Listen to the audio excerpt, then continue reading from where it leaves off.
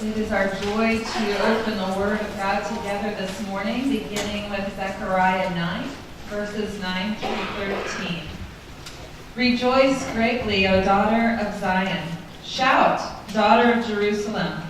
See, your king comes to you, righteous and having salvation, gentle and riding on a donkey, on a colt, the foal of a donkey. I will take away the chariots from Ephraim and the war horses from Jerusalem, and the battle bow will be broken. He will proclaim peace to the nations. His rule will extend from sea to sea, and from the river to the ends of the earth. As for you, because of the blood of my covenant with you, I will free your prisoners from the waterless pit. Return to your fortress, O prisoners of hope. Even now I announce that I will restore twice as much to you. I will bend Judah as I bend my bow and fill it with Ephraim. I will rouse your sons, O Zion, against your sons, O Greece, and make you like a warrior's sword.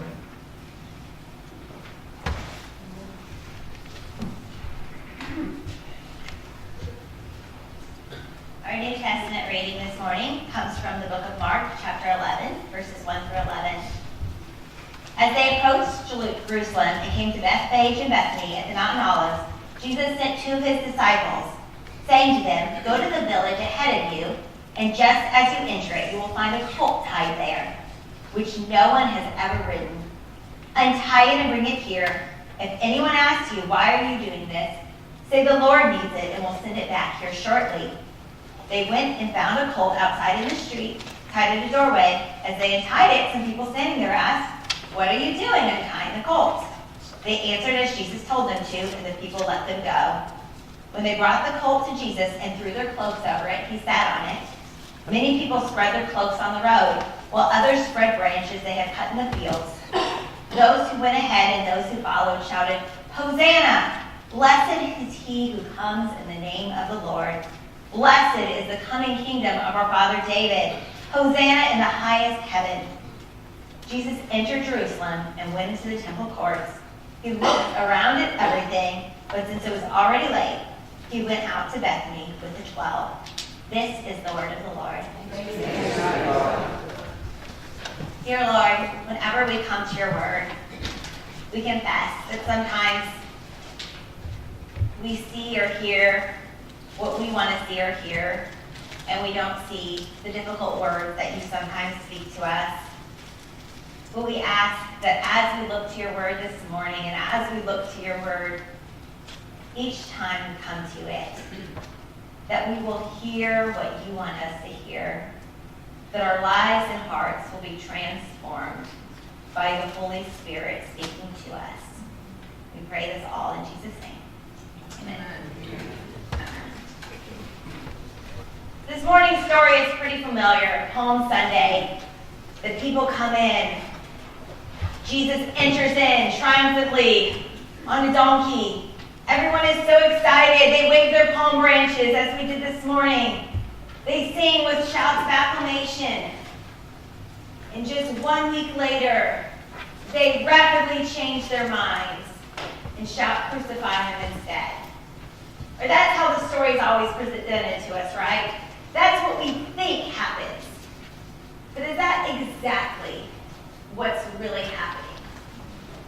It reminded me, there's a movie that came out about 10 years ago called 500 Days of Summer. I seriously doubt many people in this room or anyone has seen it, because it was kind of an indie romantic comedy. It actually became a little bit of a sleeper hit, but it's still not really reaching mass audiences. The movie tells the love story of a young man named Tom and a girl named Summer, hence 500 Days of Summer.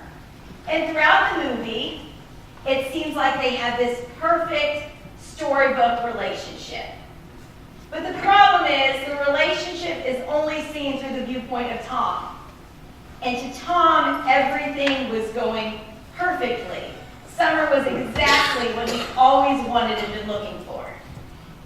And then suddenly, day 500 hits, and we all know what's coming. She breaks up with him. It was out of nowhere. He was devastated. And then they begin to show some of the same scenes of the movie over again.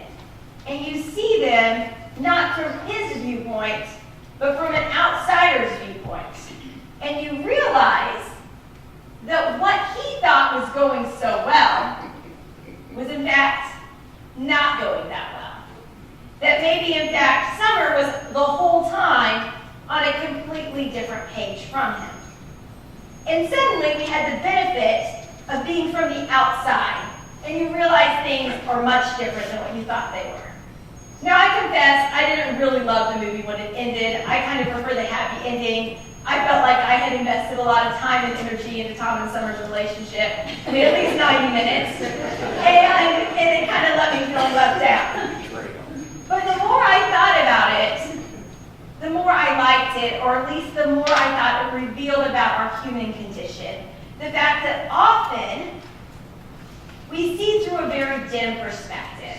We don't see the whole story, and in not seeing the whole story, we can make a lot of assumptions that aren't true. Or we can think things are going much differently than they actually are. I think that often happens when we come to the Bible, because now we have perspective of 2,000 years of history. We can look at the characters of the Bible, and we can see a much different story maybe than what they saw right at that moment. But the reality is, as we look at this Palm Sunday, the perspectives in the story were much, much different than what our perspective is looking back at it, because we know what happened. We know the end result. We know that a week later, Jesus was crucified and then rose again. But the people in the story, they don't know what's coming. And in fact, their mindsets might be in very different places than what we sometimes attribute to them.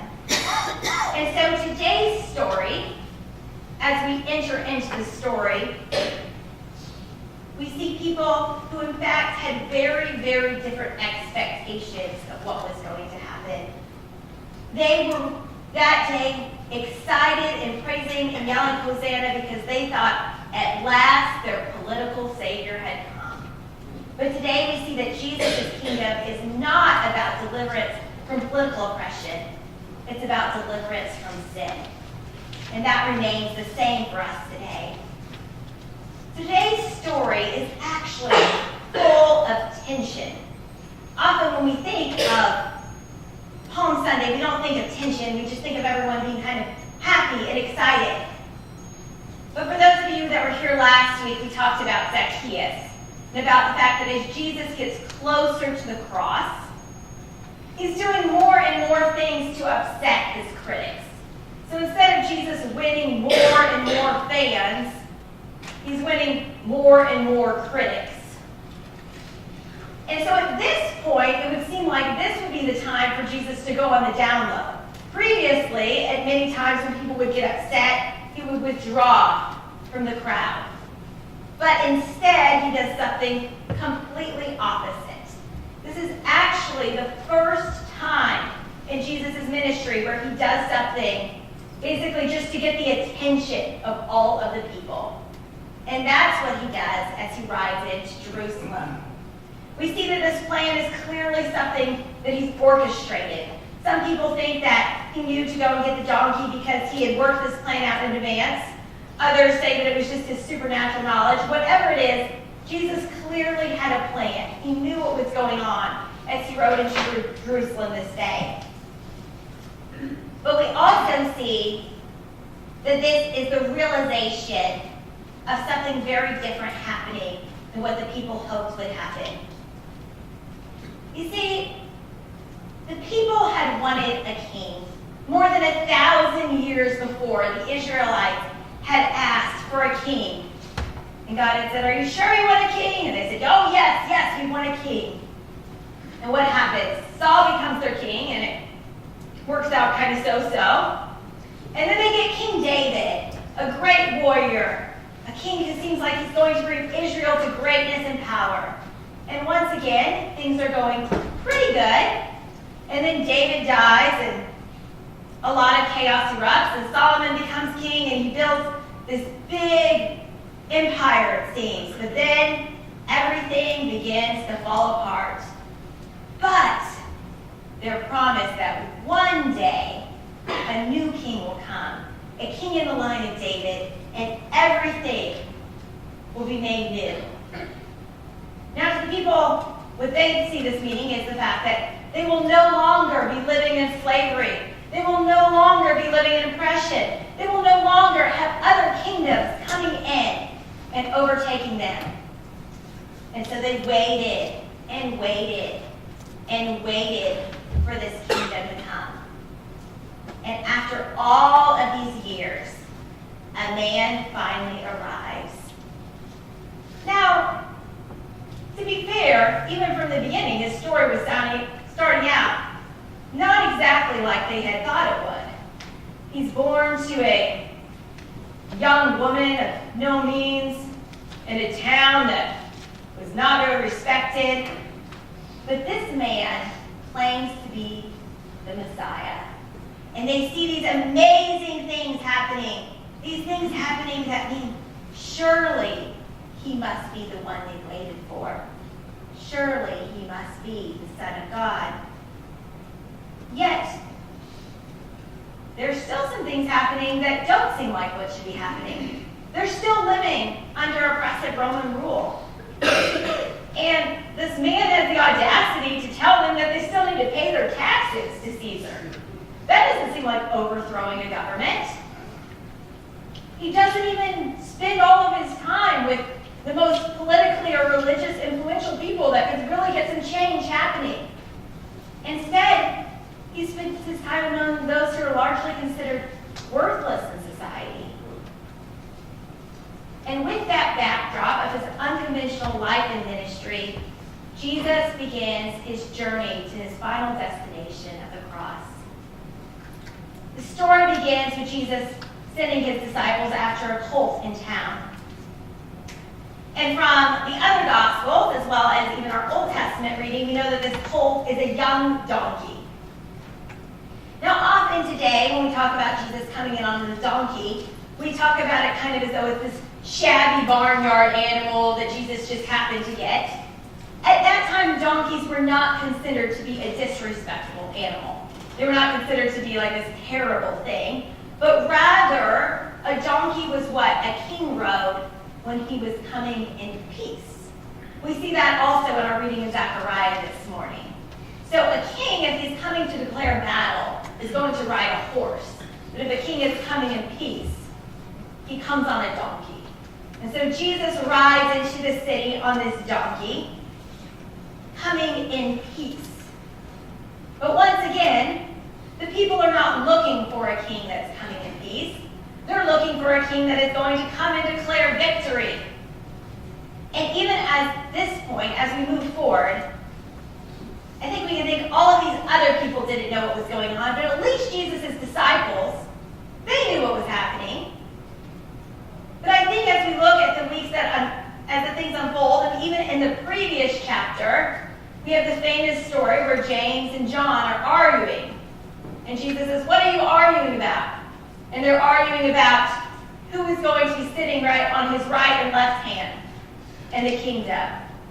And Jesus reminds them, or tells them once again, that maybe they don't know what they're asking for, because even the Son of Man did not come to be served, but to serve and to give his life as a ransom for many.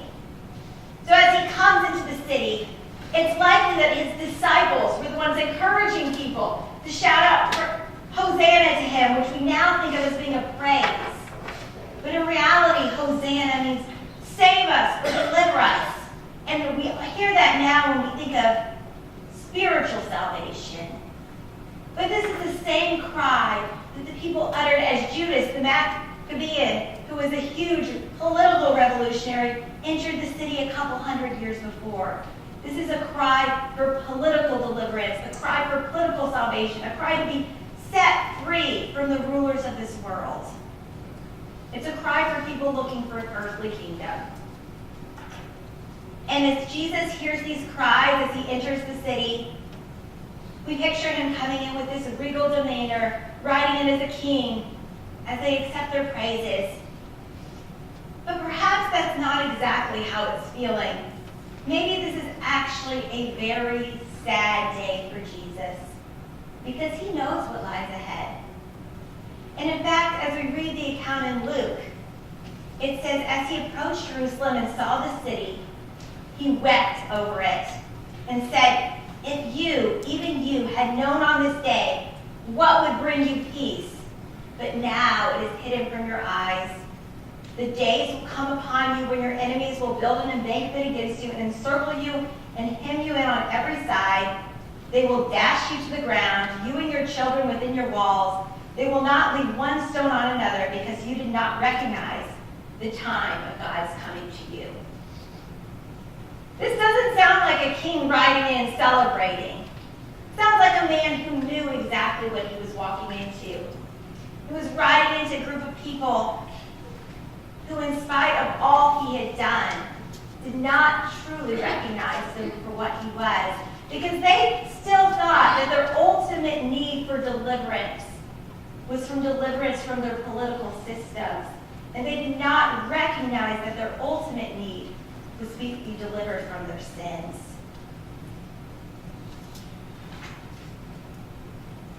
Throughout Mark's gospel, we see this theme. We see the fact that Jesus does these great things, these miraculous wonders, and people respond with awe. And sometimes when we think people responding with awe, we assume that means that awe is a life change. But often, when people were asked to do hard sacrifices, they walked away. Even though they had seen these great things that Jesus could do, it became uncomfortable when following him was not just about getting the things that they wanted. And as Jesus enters Jerusalem on the donkey, we see a culmination of people not getting what they wanted. It would be like watching the final scene of an epic battle movie, and instead of the grand warrior coming in and defeating all of his enemies, he walks to the battle and surrenders. That would be a huge letdown, wouldn't it? We would feel like, what just happened? I thought the whole point was supposed to be a great victory. And that's how the people feel. They were expecting this great battle, but instead, it's a letdown. And I feel like as we read these stories, it's easy for us to kind of sit in self-righteous judgment. I don't know if you've ever done this. Maybe you're reading the Bible, Old Testament especially, you see the Israelites just keep on making stupid decisions, you think, oh, those dumb Israelites. Why do they keep on making the same mistakes over and over again? We know so much better than them. Or maybe you look at the disciples and they're walking with Jesus and they see all the work he's doing and you think, how can they not have figured this out? But the reality is, we're not that much different today. Because even though we have seen the great work that Jesus has done, even though we, in theory, have this much bigger perspective of this broader story, often we still do not realize what it means to be part of Jesus' kingdom. And often, too, we too quickly reduce it to something much smaller because we do not recognize the reality of our own brokenness, the reality that the greatest need that we have is for Jesus to deliver us from our sins, and that could only happen from the path to the cross. That could only happen through his suffering and death, and ultimately through his life and rising again, because only through that could we be delivered from our greatest need, which is our broken relationship with God. But instead, we often follow Jesus when we get what we want. Tim Keller has a quote that I could not find, even though I kept on looking for it. The quote is something like, a paraphrase, do we follow Jesus because of who he is or because of what he gives us? And I think if we're honest, a lot of us measure our relationship with God by the things that he gives us. And I'm not saying that God does not give us good things or that every good thing does not come from God. But when our relationship with God becomes dependent on the things that he gives us, when we don't get what we want, our relationship with God can often suffer, or we begin to demand what we want. And instead of seeing Jesus for who he is, we see him for what we've made him to be. And it doesn't take long for us to recognize that maybe the same desire that the people had at Jesus' time for him to set up a political kingdom can often be our own desire. If we look at the current political climate in our country, it doesn't take long to figure out that often people put their salvation in political systems. That angst and anger and so many other deep emotions that we see happen as we talk about politics reminds us that often we look at people to save us and deliver us from darkness, as opposed to saying how Jesus has called us to love and serve and transform our communities in much different ways. Now, don't hear me say that it's wrong for a Christian to be politically involved or care about politics. But when the kingdom of politics becomes bigger than Jesus' kingdom, when we see that the only way for change to happen in our society is through political systems and not through something much larger, then we're part of the wrong kingdom. For others, it might not be that this political world is your kingdom. Maybe the kingdom you bought into is a kingdom of success. If only you had enough money, or the right job, or the right things, then you will trust and follow Jesus. But if things don't turn out quite the right way, suddenly the kingdom begins to crumble, and you reach out, trying to grasp onto those things because you know that that is what your kingdom is built on. Or maybe you don't say that's what your kingdom is built on, but you realize then that that's what your kingdom is built on. Or maybe your kingdom is built on relationships. Relationships, certainly not a bad thing, but your whole identity is built on having good friends, or having a good marriage, or having good children, or having the appearance of all of those things being good. And you throw your whole life into maintaining them. And if those structures fall apart, your kingdom begins to crumble. Now, each of these things are not bad things. But what becomes a bad thing is when we talk about the fact that those things around us become our whole identity. When we begin to think that if only the right politician were in office, then our lives would be right. If only we had the right car or the right job, then our lives would be right. If only we had picked a different spouse, then our lives would be right. Those things become the things that define our kingdom. But Jesus says what should define our kingdom is not what we have or who our rulers are on this earth, but rather who our heavenly ruler is.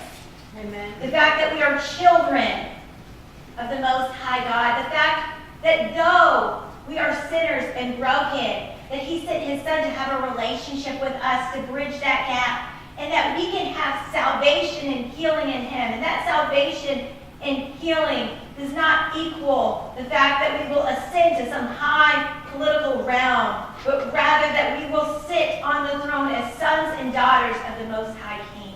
And that is a far greater kingdom than these kingdoms of the earth that we like to chase after.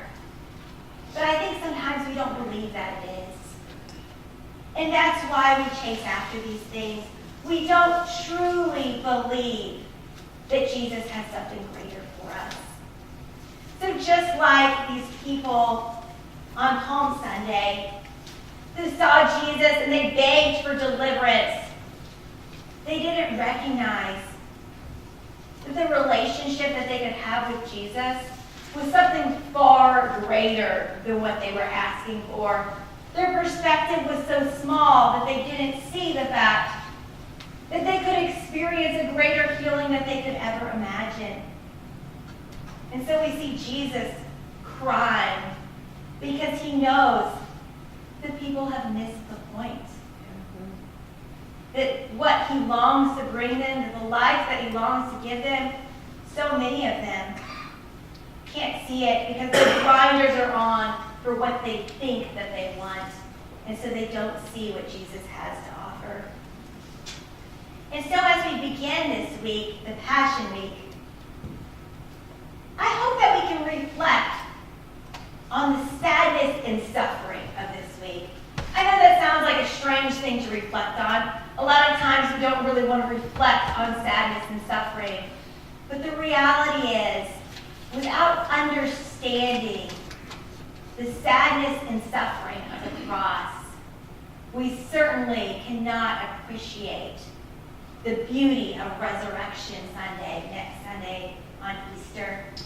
So as we think of this, I hope we can recognize the fact that our greatest need is to be reconciled to God, because we are sinners and we are broken, and we are people that continually don't recognize who God is in spite of the many things that he does, in spite of his goodness and what he's given to us. We continually reach for and search for other things.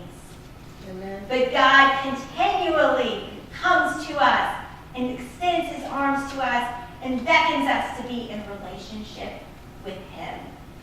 And so I hope that this week we can think about these kingdoms and these things that separate us from God, so that next week as we reflect on the resurrection, we can more fully recognize and respond to the power of his life and overcoming of death. Amen. As I was thinking about this idea of belonging to a different kingdom, and that Jesus' kingdom is so different than what we would expect, it made me think of a story I read a few years ago about a missionary named Ronnie Smith. Ronnie had been sent out from a church that I had several friends who worked at, so I followed the story with some interest. Ronnie and his family went to Libya to serve as missionaries, and many people were very concerned about Ronnie and his family's safety when they went to Libya. And it turned out that these concerns were well-founded, because after a number of years living in Libya, Ronnie was killed. And in response to that, it would seem like perhaps his wife would have regretted their decision to move to Libya with their children and serve among the people. But instead, Ronnie's wife, Anita, wrote a letter to the people of Libya. And in this letter, she said,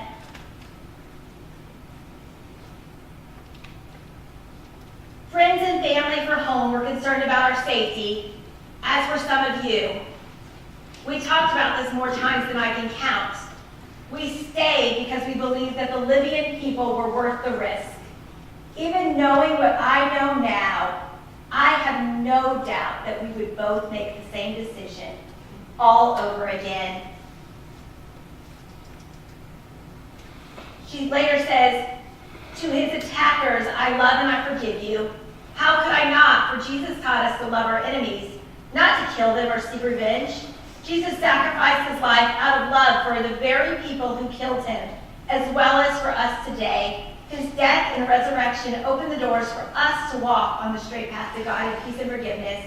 Because of what Jesus did, Ronnie is with Jesus in paradise now. Jesus did not come only to take us to paradise when we die, but also to bring peace and healing on this earth. Ronnie loves you because God loves you. Ronnie loves you because God loves him. Not because Ronnie was so great, but because God is so great." I think when we realize that we belong to a different kingdom, the love that we can extend becomes so much greater, because we recognize that nothing about us is so great, but it's God's greatness.